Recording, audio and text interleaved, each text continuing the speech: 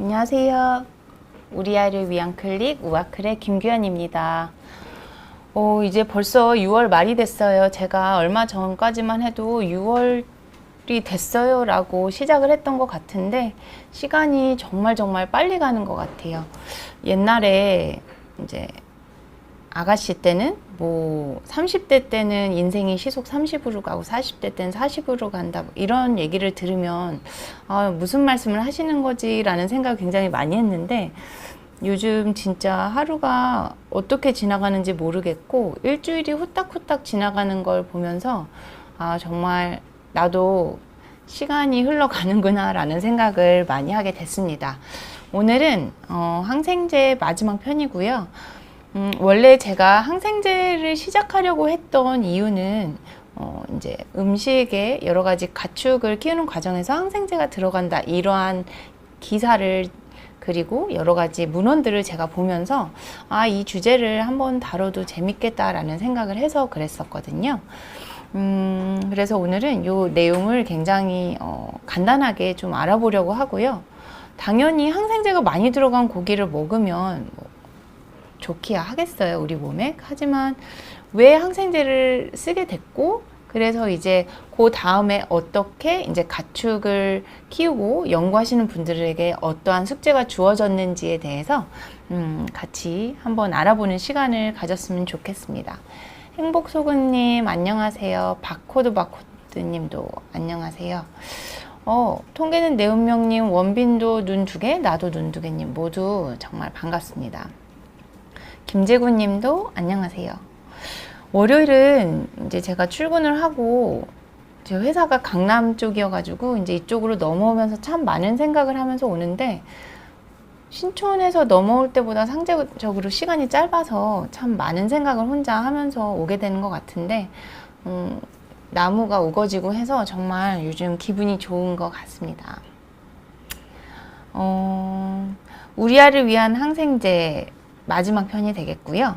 항생제 말씀을 드리기 전에 제가 이전에도 계속 말씀을 드렸었잖아요. 우리가 어쨌든 거리두기를 하고 외출을 많이 안 하고 옛날만큼 많이 모이지 않고 또 학교도 아직은 초등학생 1, 2학년만 맨날 학교를 가고 나머지는 이렇게 조금 띄엄띄엄 가잖아요. 손도 잘 씻고 마스크도 잘 쓰고 하면서 모든 병들이 굉장히 많이 감소했어요. 엄마들 입장에서도 되게 좋은 것이지만 과연 우리가 너무 안 아프고 지내는 것도 우리 사람에게 좋은 걸까라는 생각을 또 어느 정도 하게 됩니다. 어느 정도 균과 바이러스에 노출이 되면서 내가 스스로 면역작용을 하고 내가 이제 면역을 키워가는 어떠한 그런 작용이 있어야 되는데 너무 깨끗하게 살다가 나중에 이 모든 것들이 확 풀렸을 때 우리가 진짜 갑자기 꼭 어린이집에 처음 간 아이들처럼 아프지 않을까라는 그런 걱정을 좀 하게 돼요. 바코드님 수입 돼지고기가 무항생제가 많은 것 같아요. 맞아요. 그래서 요즘 저도 온라인으로 구매를 굉장히 많이 하는데 보면은 무항생제 무슨 돼지고기, 무항생제 닭고기, 무항생제 우유 이런 식으로 굉장히 많이 있어서 저도 굳이 가격이 100원, 200원, 1000원 얼마 차이가 안 난다면 무항생제를 선택할 수 있으면 하는 편이기는 해요. 근데 아직은 그래도 좀 가격적인 측면이 있어서 저도 어쩔 때는 사고 어쩔 때는 또 못 사고 있습니다. 진아님 맞아요. 항생제도 안 좋지만 보존료도 안 좋다고 하죠. 그래서 제가 이전에 한 금년 초인가요? 합성 제품들 어떻게 우리가 음식을 골라야 되는지에 대해서도 강의를 드린 적이 있어요. 아마 찾아보시면은 있으실 텐데요. 그래서 어쨌든 보존료라든지 여러 가지 이러한 첨가 물질들을 조금 피하고 건강하게 먹기 위해서는 되도록이면 원재료를 사서 조리를 하세요라고 말씀을 드립니다. 근데 저도 일을 하고 실은 원재료를 사서 손질을 하고 음식을 하는 게 어쩔 때는 오히려 밀키트나 아니면 나가서 먹는 것보다 더 비용도 많이 들고 시간도 많이 드는 경우가 많이 있어요. 그래서 원재료를 사기가 이제 여의치 않은 경우에서는 밀키트라든지 반조리 또는 조리된 음식들을 사시게 되잖아요. 그러실 때는 뒤에 음식 성분표를 보세요. 그래서 첫째로는 너무 많은 첨가물들이 많지 않은 것, 되도록이면 좀 간단한 것들을 골라주시고요.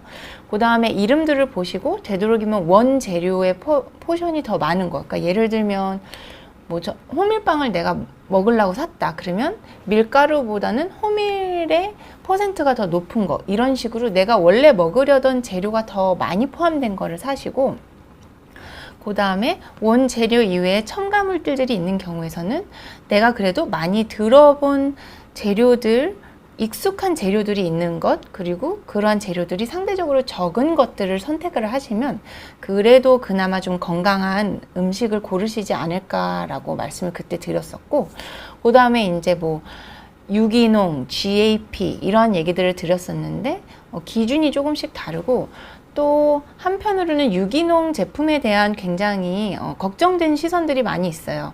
어떻게 보면 요즘은 농약도 굉장히 잘 나오고 굉장히 상대적으로 인체에는 해가 덜 가해지고 굉장히 잘 씻겨져서 우리가 세척만 잘 해서 먹으면은 정말 건강하게 먹을 수 있는 오히려 농약들이 있는데, 오히려 농약을 사용하지 않는다고 유기농이라고 이름은 붙이고 무슨 물질인지도 모르는 그런 것들을 사용을 해서 오히려 더 건강하지 않은 우리가 어떠한 물질에 노출이 될 수 있는 그러한 부분들도 있다라고 말씀을 드렸었고요.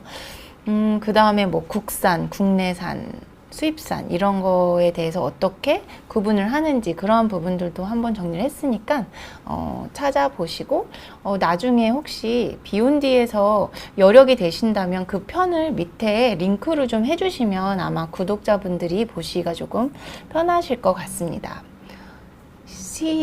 김시희님 안녕하세요. 처음 뵙는 성함인 것 같아요.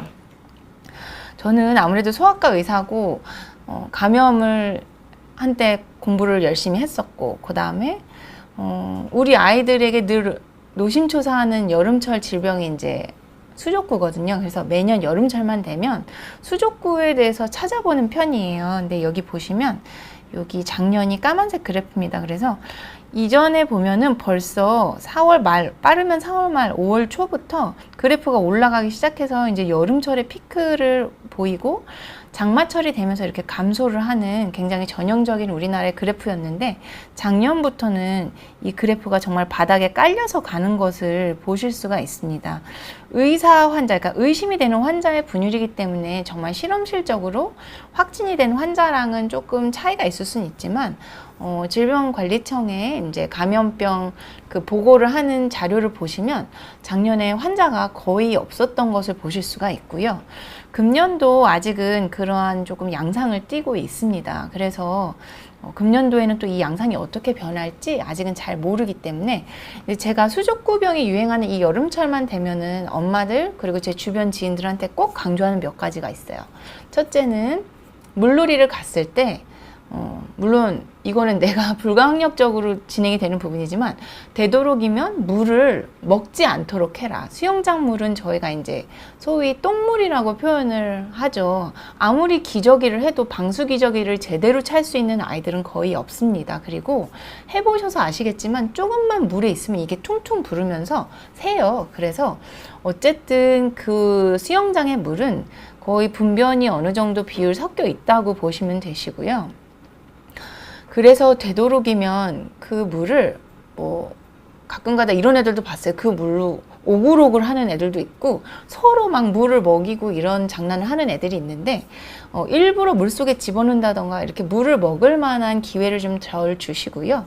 그 다음에 특히 공중 화장실을 포함한 모든 화장실을 다녀오신 다음에는 손을 씻으시고, 왜냐하면 이 수족구를 일으키는 장 바이러스는 장에서 열심히 증식이 되고 응아로 나오고 입으로 들어가기 때문에 장 바이러스라고 이름이 붙였는데, 어쨌든 변으로 나오기 때문에 화장실 다녀오셔서 손을 잘 씻으시고, 문고리, 이렇게 화장지 거리 이런 데도 있을 수가 있기 때문에 특히 엄마들, 아기들 기저귀 가신 다음에도 손을 잘 씻어 주셔야 돼요. 왜냐하면 우리 아이들이 같이 어른들한테도 바이러스를 옮겨줄 수가 있고, 어른 같은 경우에서는 전형적인 수족구의 양상은 아니지만 열만 나는 경우도 있고요. 목이 엄청 아픈 경우, 그리고 구내염이 아이들처럼 생기는 경우도 가끔 있어요. 그렇기 때문에 그러한 부분들 조심을 해주시고, 식사할 때도 손을 씻어주시고요. 그 다음에 정말 중요한 거는 요즘은 그래도 좀 덜한데, 어디 가면은 제가 얼마 전에 너무 장소를 말씀드리기는 좀 그런데, 현대 아울렛에 잠깐 갈 일이 있어서 갔는데, 이렇게 가운데를 가로지르는 개천 같은 게 있어요. 아이들이 다 거기 들어가서 물장구를 치는데요. 그런 곳, 그 다음에 분수가 밑에서 나오는 곳, 뭐 떨어지는 폭포가 있는 곳, 백화점 같은 데 가면은 물 위에서 계속 내려오는 그런 이렇게 조형물 있잖아요. 그런 부분에 손을 대지 않도록 해주시는 거 굉장히 중요할 것 같습니다. 그래서 금년에 수족구가 어떻게 유행을 하는지는 여름철에 계속 저랑 같이 좀 지켜보시면 재미가 있을 것 같아요. 가축 얘기를 하기 전에 요 얘기를 하나 좀 하고 싶어서 좀 앞에 끼워 넣었습니다. 눈이 충혈되고 눈곱이 끼고 아픈 경우, 그러니까 눈병이죠. 결막염이라고 얘기를 하는데 영어로는 뭐 핑크 아이라고 얘기를 하기도 해요. 눈이 벌게지니까요. 근데 이제 핑크빛으로 눈이 보이고 굉장히 따가워하고, 그리고 눈곱이 많이 끼죠. 그래서 이러한 병에 걸리면 병원에 가면 어떠세요? 항생제 안약을 꼭 주십니다. 근데 실은 저도 눈병이 걸리면 조금 항생제 연고라든지 항생제 안약을 많이 처방을 하고는 했는데, 보통 토브라마이신이나 시프로플록사신 들은 안약을 많이 처방을 해주시고, 특히 소아 같은 경우에서는 토브라마이신이 들어있는 안약을 많이 처방을 받으실 거예요. 근데 언제나 드리는 말씀이지만, 모든 결막염, 모든 눈이 충혈되고 눈곱이 끼는 질환이 언제나 항생제가 필요하지는 않습니다. 심지어는 제가 이제 저희 병원에서 저희가 많이 처방을 했던 안약이 처방이 안 돼서 안과 친구한테 전화를 해서 물어본 적이 있어요. 결막염이 심한데 항생제 안약 너네 못 쓰냐? 요즘 처방이 안 되네 그게? 그랬더니 그 친구가 지금 이제 안과 교수를 하고 있는데 저한테 한 말이 있어요. 누나, 소아과에서 조금 항생제 안 드롭을 너무 많이 쓰는 것 같아요. 잘 보시고 처방을 하시고, 혹시 잘 모르시겠으면 그냥 안과 보내주세요 라고 말을 한 적이 있었습니다. 그래서 선생님들이 양상을 보시고 또 유행하는 양상을 보시고 필요에 따라서 이제 항생제를 처방을 해주시겠지만, 보시면 유행성 각결막염 그리고 급성출혈성 결막염이 저희가 나라에서 이제 관리를 하고 있는 그런 눈병의 종류인데, 보시면 빨간색 금년이에요. 어쨌든 작년에 비해서는 아직 낮기는 하지만 여기도 보시면 급성출혈성 결막염이 조금씩 올라는 가고 있습니다. 요즘 뉴스라든지 인스타라든지 SNS 이런 데를 보면은 벌써 야외 수영장에 사람들이 바글바글해요. 그렇기 때문에 여러 가지 눈병에 아직은 우리가 주의를 해야 될 때가 맞고요.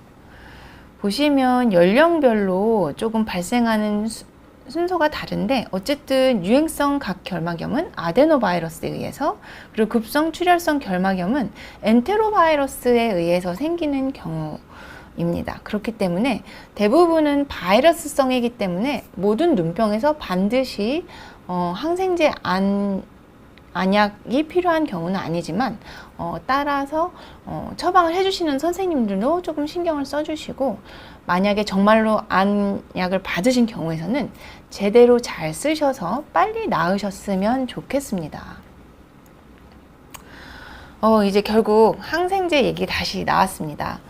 가축에게 사용하는 항생제, 우리 아이들은 어떨까요? 제가 퀴즈를 가지고 왔어요. FDA에서 발표를 했어요. 전체 처방 항생제, 그러니까 어쨌든 의료용 목적으로 처방을 하는 항생제의 몇 %가 가축에게 사용되고 있을까요? 혹시 의견이 있으신가요? 통계는 내 운명님 저 표 보니까 맞아요. 정부 분포를 그리고 있는데 이 피크점이 여름철이어서 그런 것 같습니다. 남자 박중현님, 어디 아픈 데는 없습니다. 제가 좀 피곤해 보이나요? 오늘 회사에서 엄청 열심히 일을 하다 와서 그런 것 같습니다. 통계는 내운명님, 50% 정도. 네, 50%도 생각해보면 굉장히 많죠. 하영희님, 70%. 예, 이거 무슨 경매하는 것 같네요. 네. 하영희님이 맞추셨습니다. 70%에서 많게는 80%까지 가축액에서 사용이 되고 있다고 합니다. 저는 이 수치를 보고 굉장히 놀랐어요. 우리나라 사람들 너무 외국에 비해서 항생제를 오남용하고 있다. 이런 기사들도 왕왕 나오잖아요. 근데 우리보다도 더 많은 항생제를 전 세계적으로, 죄송합니다. 이건 미국에서 얘기긴 한데, 미국에서 사용되는 항생제의 70에서 80%까지 동물들이 먹고 있다?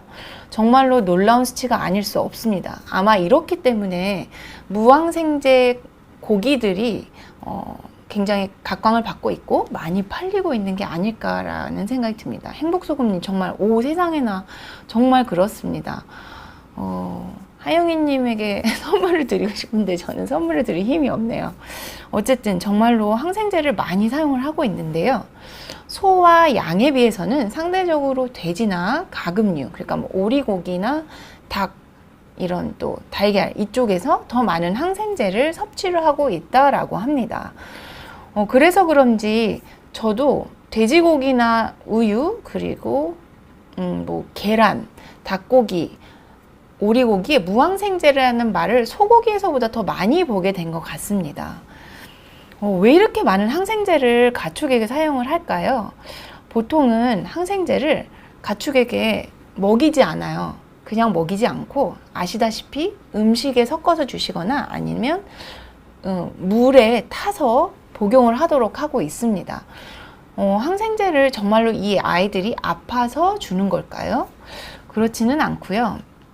재밌는 사실은 더 적은 음식을 주면서 빨리 몸무게가 늘게 해주는 효과가 있다라고 합니다. 그러니까 항생제를 가축한테 줌으로써 사료를 덜 주면서 더 빨리 살을 찌울 수 있는 효과가 있기 때문에 이제 여러 가지 가축을 키우시는 분들은 정말로 뭐라 그러죠? 들인 비용에 비해서 더 돈을 많이 버시게 될 수가 있는 거죠. 그래서 항생제를 사용을 하게 된다라고 하는데요. 뿐만 아니라 이러한 가축들의 생산력도 역시 증가를 같이 한다라고 합니다. 그러면 항생제를 주는데 왜 살이 찔까요? 혹시 이전에 이런 얘기 들어보셨어요? 항생제를 많이 복용한 사람들이 비만에 이완될 확률이 높다. 이런 연구들이 실제로 많이 있는데요. 진짜로 사람에게서 이러한 여러 연구들이 있었어요. 우리가 요즘 유산균이 각광을 받고 장내 미생물 이러한 부분들에 대해서 뭐 프로바이오틱스, 프리바이오틱스, 심바이오틱스 너무 많이 우리가 공부를 했고 또 먹고 있는 이유는 바로 장내에 건강한 세균총을 유지를 함으로써 물론 나쁜 균들이 자리 잡지 못하게 해주는 효과가 있죠. 왜냐하면 제가 누누이 말씀드리지만 좋은 세균들이 텃세를 부리고 있기 때문이죠. 근데 이렇게 좋은 박테리아들이 유지가 되는 많은 이유 중에 하나는 해야 되는 이유 중에 하나는 물론 나쁜 애들이 자리 잡지 못하게 해서 우리를 건강하게 해주는 부분도 있지만 여러 가지 호르몬의 작용 그리고 내 몸의 항상성을 유지하는 데 있어서 이 장내 박테리아들이 굉장히 중요한 역할을 한다고 제가 이전에 유산균 편에서도 말씀을 많이 드렸던 것 같아요. 이렇게 체중 조절에 유산균이 중요한 역할을 한다. 그래서 제가 얼마 전에 어떠한 유산균 선전에 뭐 다이어트에 도움이 된다 이런 유산균이 있어서 언젠가 저도 한번 먹어보고 싶다는 생각을 하기는 했는데 어쨌든 이렇게 유익한 장내 박테리아를 항생제를 줘서 제거를 했더니 사람에게 있어서 체중이 늘고 비만의 위험이 증가됐다라는 이러한 연구들이 있습니다. 그렇기 때문에 정말로 이거를 가축에게 쓰면 좋겠다라고 생각한 분들이 계세요. 그래서 이게 오히려 동물을 키우는 사람들 입장에서는 매우 긍정적으로 판단이 된 거예요. 아, 항생제를 성장 촉진제로 사용을 해보자. 우리가 건강한 미생물을 죽이고 이제 소위 얘기하는 뭐 이런 얘기 있잖아요. 뭐 뚱보 사이노박테리아 뭐 이런 얘기도 제가 어디서 기사에서 읽은 적이 있는데, 어쨌든 비만이 될 수 있게 그쪽 방향으로 우리 몸 또는 생명체의 몸을 가도록 만드는 박테리아들이 많아지게 하려면 항생제로 이 좋은 균들을 죽인다는 거죠. 그래서 실제로 암탉한테 연구를 해봤어요. 그래서 항생제를 준 경우에서는 일반 항생제 없는 시기를 준 암탉에 비해서 성장 속도가 2.5배 정도 빠르다라고 얘기를 합니다. 암탉이 빨리 자라야 되는 많은 이유 중에 하나는, 암탉 같은 경우에서는 수탉에 비해서 고기가 더 야들야들하잖아요. 그리고 알도 많이 낳을 수가 있기 때문에 아마 이러한 여러 가지 목적 때문에 항생제를 암탉에게 사용하는 연구를 했고, 이걸로 주면 되겠다라고 생각을 하게 된 것 같습니다. 하영희님, 항생제를 얼마나 먹었을 때 비만이 되나요? 글쎄요, 이거는 솔직히 말해서 제가 늘 말씀을 드리지만, 항생제는 필요한 경우에 필요한 양만큼 빨리 먹고 끊으면 우리가 말하는 비만이 되지는 않을 것 같습니다. 하지만 항생제를 오남용을 하고 지속적으로 많이 먹었을 경우는 그러한 경향성이 있다는 거지, 어떠한 항생제를 뭐 몇 그램 이상 먹게 되면 그렇다라고 얘기를 할 수는 없을 것 같아요. 진짜 충격적이죠. 11님, 항생제를 먹여서 살찐 동물을 먹으면 우리 몸에 해롭나요? 네, 굉장히 날카로운 지적이신데요. 요 뒤쪽에서 말씀을 드리도록 하겠습니다. 랭코님, 정말 오랜만에 뵙는 것 같아요. 안녕하세요. 하트님, 진짜 충격적이지 않을 수가 없습니다. 항생제를 사용하면 정말 성장이 빠르다고요? 네, 건강한 가축에게 항생제를 사용을 합니다. 그러면 당연히 전반적인 균의 감소를 일으키겠죠. 실은 전반적인 균의 감소 자체를 일으키는 거는 어떻게 보면 우리도 이전에 제가 항생제 1편에서 말씀드렸지만, 인류가 굉장히 여러 가지 감염병에서부터 자유로워지고 나서 여러 가지 발달이 많이 됐는데, 그렇게 된 많은 원인 중에 하나가 백신도 있지만 제일 중요한 건 항생제, 감염병으로부터 완전히 해방을 해준 거죠.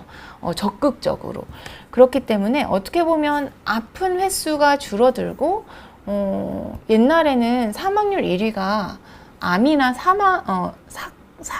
사고사가 아니라 자살, 이러한 원인들이 아니라 진짜로 감염병에 걸려서 죽었었거든요. 특히 영유아 같은 경우에서는 감염병 때문에 죽는 아이들이 대부분이었고, 최근 들어서 아직도 후진국에서는 감염병이 아이들의 그런 사망 또는 병원 입원에 굉장히 중요한 요인을 차지하기 때문에 우리같이 잘 사는 나라들, 특히 선진국에서의 백신과 후진국에서의 백신은 굉장히 다른 의미가 있어요. 그래서 가장 예로 드는 것 중에 하나가 이제 어떻게 보면 로타 백신인 거죠. 먹는 로타 백신은 우리나라 어린이들이 로타 바이러스 감염이 돼서 물설사를 쫙쫙 하고 먹은 거 다 설사해내고 탈수가 돼도 우리나라 아이들은 대부분 사망하지는 않습니다. 왜냐하면 의료의 문턱이 낮고 의료질이 너무 좋기 때문에 적절하게 병원에 간다면 모든 치료가 완벽하게 돼서 이 아이들이 태어나죠.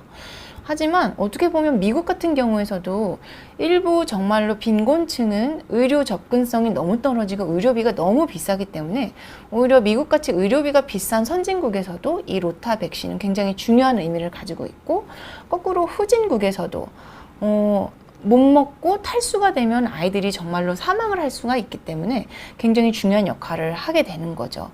근데 이러한 개념으로 어쨌든 항생제를 사용을 함으로써 아픈 아이들이 줄었고, 아파서 감염이 돼서 아프고 돌아가고 죽는 어른과 소아들이 감소한 것처럼 가축도 마찬가지로 항생제를 통해서 여러 가지 유행을 하는 세균들이 감소를 함으로써 상대적으로 더 건강해질 수가 있는 부분도 있죠. 그리고 또 아까 앞에서부터 여러 가지 데이터들을 통해서 말씀을 드리면 사료를 아낄 수가 있다는 거예요.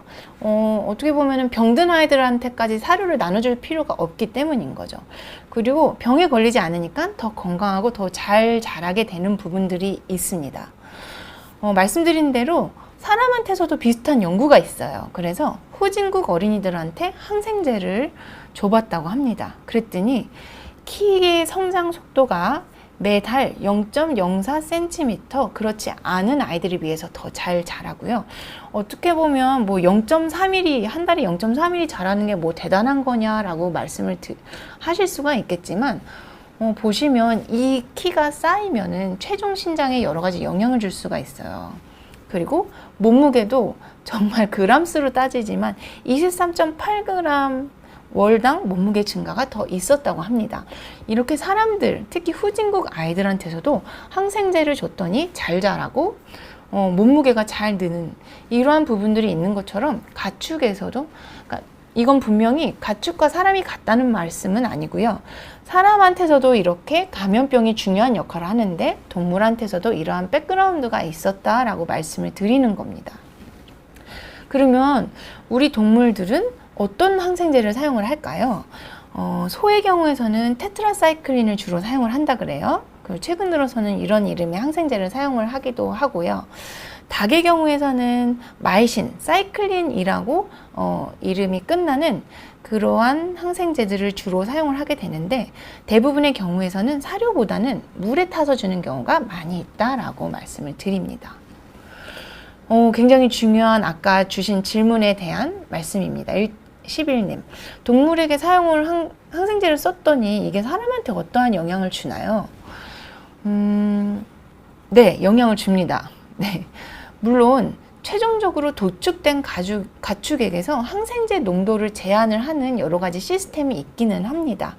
하지만 어쨌든 소량이라도 그 소고기의 근육 사이사이에 포함되어 있는 항생제가 우리가 먹었을 때 흡수가 안 된다라고 말씀을 드릴 수는 없어요. 물론 여러 가지 조리 과정을 통해서 이 항생제가 파괴될 수도 있고, 원래 농축되어 있는 양보다는 확실히 적은 양이 들어오긴 하겠지만 우리 몸에 어느 정도 일부의 흡수가 될 수가 있다라는 부분이 가장 중요한 부분 중에 하나고, 또 하나의 중요한 부분은 우리 몸에 있는 세균들도 여러 가지 항생제의 내성, 이러한 과정들을 거치는 것처럼 동물들한테 있는 세균들도 역시 똑똑하기 때문에 가축을 다루거나 여러 가지 도축 과정에서 항생제 내성 균주가 생겼을 때 이게 가축을 다루시는 분들, 도축하시는 분들의 장내 감염이 가능해요.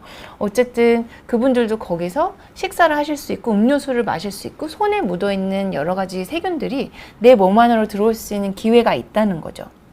그리고 항생제 내성 균주에 감염된 균이 포함된 음식들을 먹을 수가 있어요. 특히 우리가 날로 먹는 경우도 있고 약간 덜 익혀 먹는 경우도 있기 때문에 여러 가지로 내성 균주들을 우리가 복용을 함으로써 우리 몸에 들어올 수가 있고, 여러 가지 설이 있어요. 이 세균들이 우리 몸에서 정말로 자리를 잡을 수도 있지만 이 항생제 내성을 가지고 있는 동물의 균들이 자기네 여러 가지 유전 물질들을 우리 몸에 있는 세균한테 여러 가지 방법으로 전달해 줄 수가 있어요. 야, 이거 되게 좋은 정보니까 너도 공유해 라고 하면서 우리 몸에서 항생제 내성을 가질 수 있게 유전 정보를 전해줄 수가 있다는 거죠. 그래서 이러한 가능성들도 같이 생각을 해야 되고요. 특히 가축이 사는 환경에서 우리가 노출이 될 수가 있는데, 예를 들면 이 가축들을 방목을 하고 그 가축들이 여러 가지 대소변을 봤을 때 하천이라든지 강가로 흘러 들어갈 수가 있고, 그러한 강가나 개천에서 우리가 여러 가지 방법으로 물을 마신다든지 또는 수영을 하게 되든지 여러 가지 방법으로 이 세균들을 우리가 복용을 할 수가 있다라고 얘기를 하고 있습니다. 그래서 항생제가 사람에게 이렇게 영향을 줄 수 있다라고 말씀을 드릴 수가 있어요. 11님 대답이 되셨으려나 모르겠습니다. 그러면 우유는 안전한가요? 상대적으로 우유는 여러 가지 고기들에 비해서 가장 안전하기는 하다라고 얘기는 합니다. 왜냐하면 조금 더 타이트하게 그 우유 안에서의 항생제 농도를 조금 관리를 하고는 있다라고 하지만 어쨌든 0으로 만들 수는 없기 때문에 우리가 가능하고 비용적으로 그렇게 큰 차이가 나지 않는다면 상대적으로 항생제가 포함이 안 된 여러 가지 음식들을 먹는 게 우리한테 더 좋을 수가 있다라고 얘기를 할 수가 있습니다. 안남주님, 며느님께서 항생제 먹인다고 닭고기, 계란, 오리는 꼭 무항생제 고집하더라고요. 별나다고 저도 그런 얘기를 많이 들었어요. 이제 첫째 때는 정말 모든 걸 유기농, 모든 걸 무항생제 막 이렇게 먹였었는데 저도 솔직히 이제 둘째를 보니까 조금 상대적으로 그런 부분들이 덜해서 어떻게 보면 둘째한테 조금 미안한 생각은 있지만 어쨌든 항생제가 여기저기 많이 포함이 되어 있기 때문에 안 먹일 수 있다면 조금 줄이고 싶은 게 요즘 엄마들, 저를 포함해서 요즘 엄마들의 조금 생각인 것 같고 아무래도 어르신들은 꼭 굳이 그렇게 해야 되느냐라고 생각은 하실 수는 있다라고 생각을 합니다. 그래서 어르신들의 생각도 틀리다고 보지는 않고 요즘 젊은 사람들의 생각도 틀리다고 보지는 않기 때문에 본인의 여러 가지 뭐라 그러죠? 사회의 여러 가지 관념. 나는 이렇게 생각할 거다. 내가 정말로 돈이 너무 많아도 무항생제 필요 없어 라고 생각을 하실 수도 있고 내가 정말로 무항생제를 사기 위해서 내 쓸 거를 조금 줄이더라도 우리 아이들한테는 좋은 걸 주고 싶어요 라고 생각을 하실 수도 있어요. 그래서 요즘은 아이들 용품, 아이들한테 주는 거는 뭐든지 비싸면 잘 팔린다 이런 얘기가 있어요. 그래서 오죽하면 백신까지도 비싼 백신을 엄마들이 맞고 싶어 한다라고 얘기를 하기는 해요. 근데 무조건 비싼 게 좋은 건 아니라고 생각이 되고 저도 애 둘을 키워보면서 유난도 떨어보고 다 해봤지만 결국에 가장 중요한 거는 엄마가 뭘 먹이느냐 뭘 입히느냐 보다는 어떠한 생각을 가지고 어떠한 교육관으로 아이를 키우느냐가 더 중요한 것 같다라는 생각을 좀 하게 됩니다. 행복소금님 맞아요. 바다도 오염이 되고 고기도 오염이 되고 여러 가지 중금속이라든지 여러 가지 화학 물질들을 결국엔 플랑크톤부터 먹기 시작하고 이 플랑크톤을 먹은 작은 물고기, 작은 물고기를 먹은 큰 물고기 결국 이렇게 되면서 우리 모두가 병들어가고 있는 게 어떻게 보면 내가 우리 아이들에게 안 좋은 거를 조금 물려주고 있다는 생각이 많이 들어서 요즘은 저도 되도록이면 일회용품을 덜 쓰고 뭐 종이컵 이러한 종이컵 대신에는 이제 컵이라든지 텀블러를 사용을 하려고 하고 있습니다. 행복소금님 모를 때는 비싼 거 틀린 말씀은 아닌 것 같은데 이게 싼 게 비지떡도 있지만 또 비싼 게 무조건 좋은 건 아닌 것 같아요. 그래서 그때그때마다 다른 것 같고요. 저도 모를 때는 뭐 맘카페에서도 보고 여러 가지 SNS를 통해서도 검색을 해보는데 결국은 내가 써서 좋은 게 제일 좋은 거라는 생각이 듭니다. 이렇게 여러 가지 항생제를 우리가 나도 먹고 있는데 내가 먹는 동물들도 먹고 있으니 이 동물들에 대한 대안은 뭐가 있을까라고 생각이 되는데요. 항생제를 주기 이전에 동물들이 적절한 예방주사를 잘 맞음으로써 건강할 수 있도록 해주는 게 아마도 가장 중요할 것 같습니다. 그래서 동물들도 예방주사를 맞죠. 물론 뭐 반려견, 반려묘들도 굉장히 비싼 주사들을 맞는데 가축들도 주사를 맞습니다. 제가 이전에 비욘디에서는 말씀을 드린 적이 없고 제가 우아클 제 채널에서 말씀드린 적이 있는데 그 일본 뇌염 편에서 보시면 일본 뇌염을 일으키는 그 매개하는 그 모기는 돼지를 물어요. 그래서 그 돼지를 물은 모기가 사람을 물면 이렇게 바이러스를 얻을 수가 있는데 그렇기 때문에 돼지들한테도 이 일본 뇌염에 대한 백신을 주고 있습니다. 이러한 식으로 적절한 백신들을 동물들한테 잘 줌으로써 항생제를 사용하지 않고도 건강하고 몸무게가 잘 늘 수 있도록 도와주는 게 필요한 게 가장 먼저고요. 그래서 요즘은 동물들도 제가 잘 챙겨 먹지 않는 이러한 프로바이오틱스, 프리바이오틱스, 효소 등을 주는 여러 가지 연구들이 진행이 되고 있고 또 일부 가축들에서는 이미 사용이 되고 있다라고 합니다. 또 여러 가지 유기산, 그래서 결국 이 동물들도 약이 아닌 보조제를 통해서 더 건강해질 수 있는 방법들을 모색을 하고 있다라고 말씀을 드릴 수가 있겠습니다. 그래서 이제는 우리가 이 동물들에게 들어가는 영양제 회사에도 투자를 하면 돈이 되지 않을까라고 생각을 하고 주식시장에서 이쪽도 공부를 좀 해봐야 될 것 같습니다. 예, 랭커님 돼지들도 백신을 맞고요. 여러 가지 소라든지 가축들도 잘 걸리는 병들에 대해서 제가 무슨 백신을 맞는지 모든 종류를 알지는 못하지만 거기에 해당되는 여러 가지 백신들을 맞고 있습니다. 그래서 결국에는 건강하게 먹는 게 굉장히 중요하고, 어디서 만들어진 음식을 먹느냐, 어떠한 게 첨가되어 있는 음식들을 먹느냐도 굉장히 중요하지만, 내가 먹는 동물들이 어떠한 항생제를 왜 먹는지에 대해서 조금 우리가 아는 시간을 제가 좀 가져봤고, 물론 항생제를 아주 약하게는 사용을 안 할 수는 없다라고 합니다. 하지만 그 농도에 대해서도 조금 더 연구가 필요할 것 같고요. 이 부분들에 대해서는 제가 혹시 나중에 더 정보가 있고 수의사분을 혹시 알게 된다면 또 이 부분도 같이 얘기를 해봐도 좋을 것 같다라는 생각을 하게 되었습니다. 윤희님, 외국에 사시는 것 같아요. 그때 미국에 사시죠. 사는 곳에서 소들을 불에 풀어서 키우는 곳이 많으신데, 글쎄요, 그 항생제를 덜 먹고 사는지는 저도 잘 모르겠어요. 그것은 그 항생제를 키우는 죄송합니다. 그 가축을 키우는 그 회사에서 자기네들이 이 동물들은 무항생제로 가겠다라고 하면 자기네 뭐라 그러죠? 정책에 의해서 결정을 하겠죠. 왜냐면 우리나라도 모든 돼지, 소들이 항생제를 안 먹는 게 아니니까요.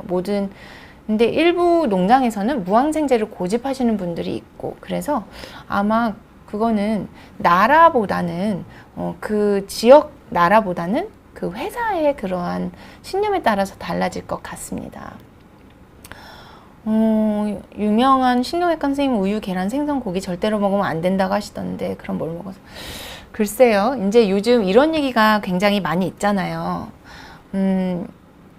한동안은 소금은 우리 몸에 좋지 않다. 그래서 소금을 무조건 빼는 음식이 한동안 굉장히 유행을 했다가, 최근 들어서는 다시 너무 염분기가 없는 경우, 나트륨이 적은 경우에서도 우리가 오히려 심혈관계 또는 뇌혈관계 질환이 오히려 증가를 하더라. 그래서 어느 정도의 소금기는 우리 몸에 필요하다라고 얘기를 요즘 많이 하고 있어요. 그래서 어떠한 심장내과 선생님께서는 오히려 옛날처럼 먹어라 라고 말씀을 하시고 주장을 하시는 선생님들도 계신데, 저는 모든 음식을 절대로 먹지 않아야 되는 거는 없다라고 생각합니다. 뭐든지 과유불급, 과했을 때 좋지 않아요. 계란도 뭐 하루에 뭐 10개씩 먹으면 얼마나 좋겠어요. 단백질에 어느 정도 포션을 먹고, 야채를 많이 먹고, 제철 야채를 많이 먹고, 제철 과일을 많이 먹고. 근데 약간 걱정이, 지금 날씨가 어제도 뭐 비가 갑자기 오고, 제가 어제 주유소에서 주유를 하고 거품 세차를 했는데 비가 와서 너무 속이 상했는데, 이렇게 비가 오고 일조량이 좀 줄어드는 것 같아서 금년에도 야채 값이랑 과일 값이 굉장히 비싸질 것 같은데, 어쨌든 저희가 뭐든지 안 먹는 거는 아닌 것 같고요.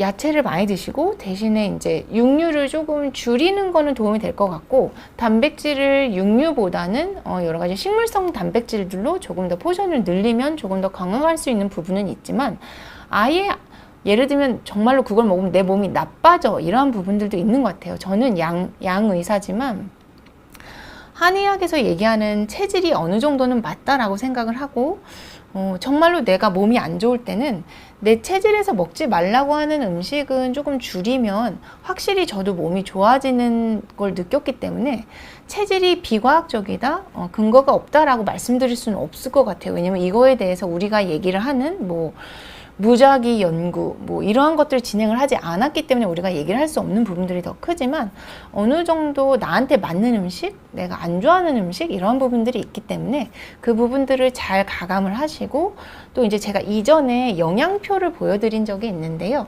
그 표에 따라서 조금 본인이 드시는 음식들을 조절을 하시면 좋을 것 같습니다. 이치금님, 우리나라에서 2011년부터 모든 사료의 항생제 전면 금지지만, 사료의 전면 금지지만 물에 타서 줄 수도 있고요. 모든 게 무항생제는 아닌 것 같습니다. 안남주님, 이상구 박사님, 네, 맞습니다. 행복소금님, 요즘 비가 오죠? 저 아까 방송할 때 밖에 우르쾅쾅 소리 들린 것 같은데, 예, 어쨌든 음식은 건강하게 먹는 게 굉장히 중요하고, 건강하게 우리 아이들을 먹이면서 키우는 것도 중요하지만, 제가 늘 말씀을 드리지만 우리 아이들을 제대로 된 교육관을 가지고 부모가 교육을 시키는 게 굉장히 중요할 거라는 생각이 들었어요. 제가 이거는 이제 항생제랑 조금 다른 얘기고, 이런 얘기를 들었어요. 일부 엄마들이 자꾸 이제 남자 아이들이 청소년기에 원치 않는 임신을 시키는 경우가 있기 때문에 오히려 비뇨기과에 가서 학생들을 불임 시술을 해서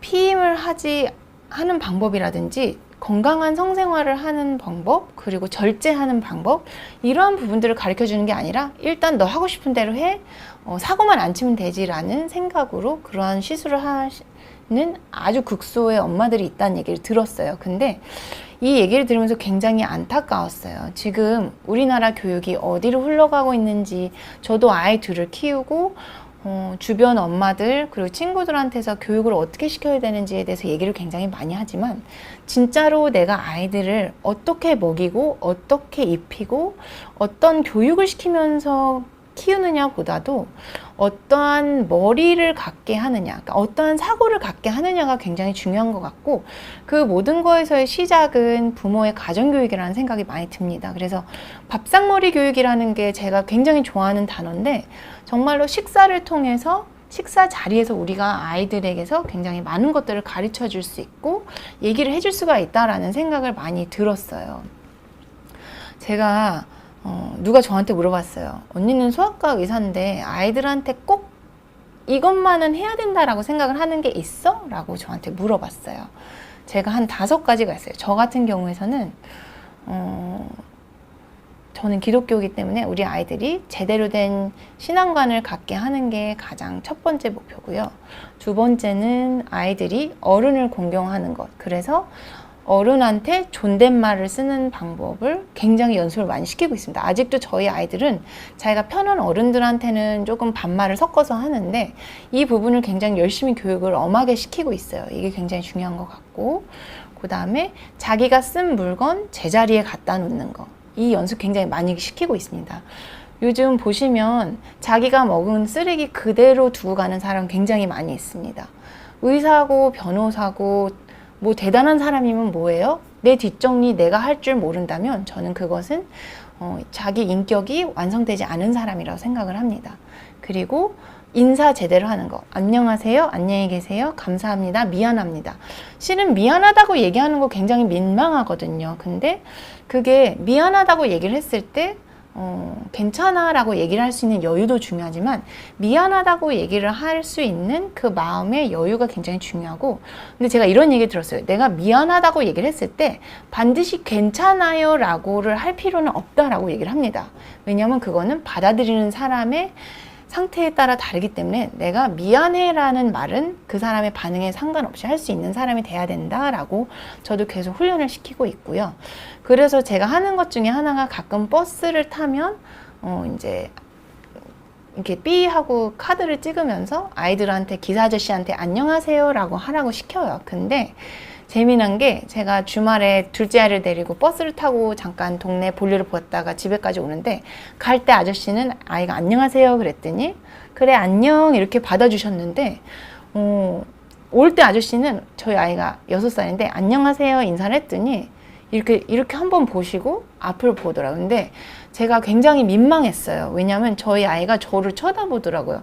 저 아저씨가 내가 인사했는데 대답을 안 해줬어. 그래서 제가 괜찮아, 너가 안녕하세요만 할 수 있으면 돼 라고 얘기를 하는데, 언제든지 고맙고 미안하고를 제대로 표현할 수 있는 게, 물론 저도 그거를 연습을 꾸준히 하고 있지만 이러한 부분들을 아이들한테 굉장히 해주고 있고, 밥상에서 제대로 먹는 거, 식사 예절 잘 지키는 거 교육을 하고 있습니다. 그래서 이거가 우리 아이가 영어 단어를 하나 더 외우고 산수 더하기 뺄셈을 실수하지 않는 것보다 더 중요하다고 저도 생각을 하고, 저희 남편도 이거는 굉장히 동감을 하고 있습니다. 그래서 이러한 부분들을 같이 좀 해주셨으면 좋겠다는 게 소아과 의사로서 저의 오지랖이라고 생각이 됩니다. 행복소금님 진짜 맞아요. 나부터 정말 아이들에게 모범이 돼야 된다라고 생각이 되는 게, 제가 그때 밥을 먹다 너무 힘들어서 이렇게 하고 밥을 먹은 적이 있어요. 그랬더니 저희 둘째 딸이 엄마 턱 안 예쁘게 되고 싶은가 보지? 저한테 그러는 거예요. 그래서 왜? 그랬더니 왜 엄마는 턱을 개고 먹어? 라고 얘기를 하는 거예요. 아이들은 어른의 거울? 어른은 아이의 거울?